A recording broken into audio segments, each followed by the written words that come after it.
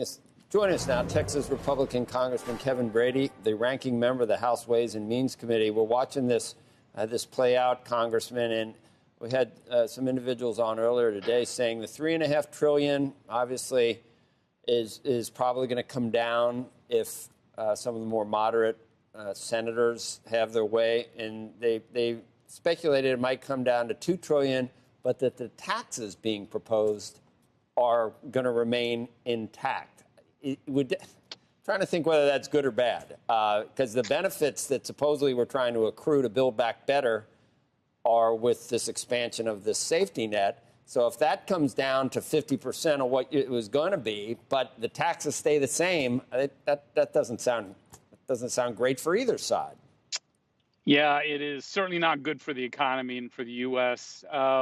Look, first, the president's wrong about tax breaks going to the corporations and the wealthy. He's been fact-checked 100 times on that. He keeps repeating it. Secondly, this could get worse before it gets better. Look, I don't think we've ever seen a government spend so much money to kill so many jobs, to drive up inflation and create, I think, the greatest expansion of the welfare state in our history. But coming out of the Ways and Means Committee, for example, with all those trillions of new taxes, there's not enough spending for some Democrats in the House. They'd like to add a couple of $100 billion in salt cap repeal, most of which goes to millionaire households, and one of their big funding mechanisms, which is government control of new drugs and all that.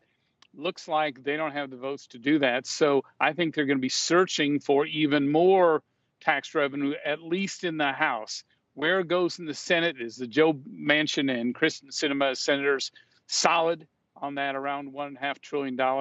You know, that's the huge question here.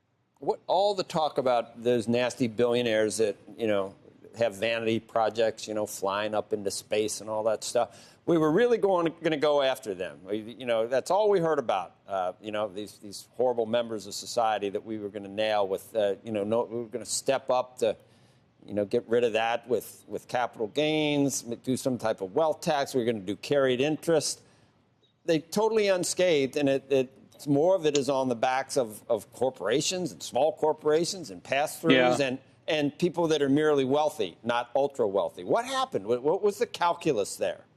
Well, they still do some damage. First, you know, we have the most progressive tax code among the developed countries. Don't take my word for it. That's what the OECD ranks us at. Secondly, it became more progressive after the Republican tax reforms. The wealthy carry an even bigger burden of the overall government funding. But look, they on one hand sock it to them with some of these higher rates, and again, makes no sense to invest or to tax investors higher than China taxes theirs. Makes no sense at all. But they give them a bunch of breaks too. So in this bill, taxpayers are going to pick up the existing costs, 90% of the paid medical leave.